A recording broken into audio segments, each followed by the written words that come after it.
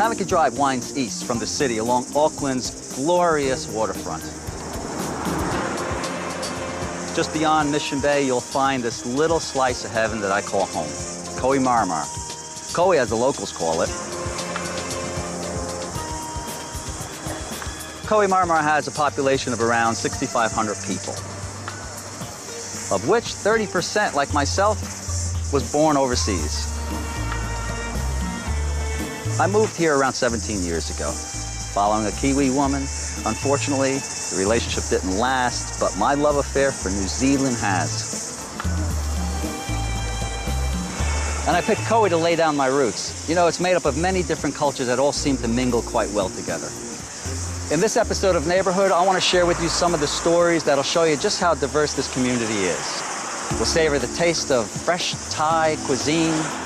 Make me homesick. My mother used to cook and very nice smell in the kitchen. So I always think about my home when I cook.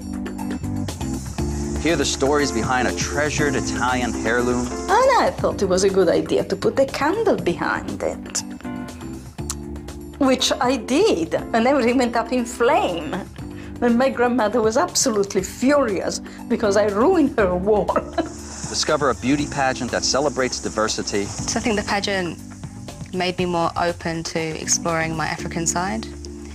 Made me realize that there is a positive African community in New Zealand, where up until then I thought I was just kind of alone.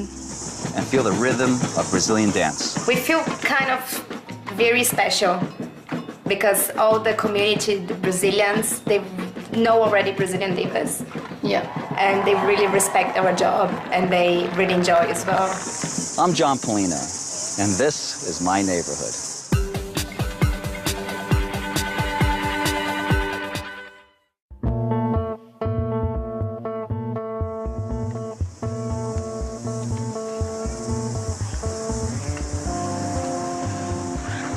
I'm Italian-American, born in New Jersey. You know, my parents, they didn't want me to speak Italian, even though my grandparents only spoke Italian.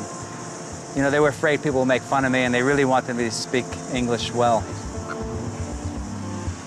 You know, when we're growing up, we don't always celebrate our culture, which makes us stand out differently from the crowd.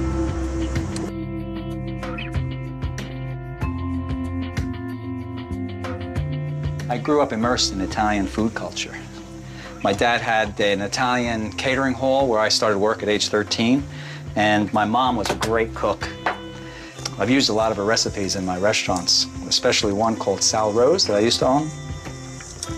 Sal was my dad, Rose was my mom. I named it after them. Even to this day, my favorite dish is my mom's spaghetti and meatballs. That became my signature dish.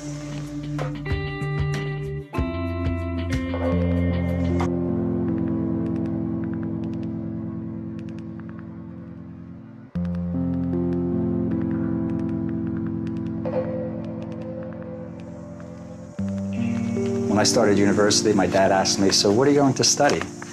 And I said, well, probably hospitality. I want to go into restaurant business. He said, no, you're not. You're not going into restaurant business. So I said, okay, I'll study acting. He said, no, you're not. You're going into the restaurant business.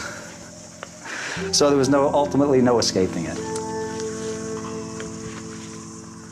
You know, some of my most valued treasures are, you know, my mom's handwritten recipes. I even have a cookbook that was handed down from my grandmother to my mother, and now I have it.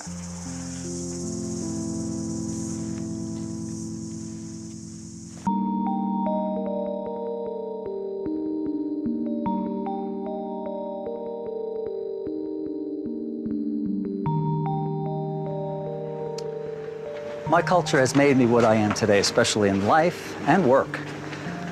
I can remember my parents, they were growing up during poor times in America. They used to say to me, you gotta work hard, and I did. It was a part of my genetic makeup. I can't imagine approaching life any other way.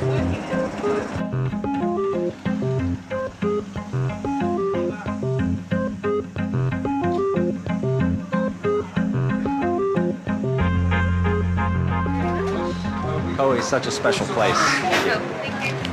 Take a walk along the beach and you'll see such a real mix of nationalities, all really just enjoying what Kauai has to offer.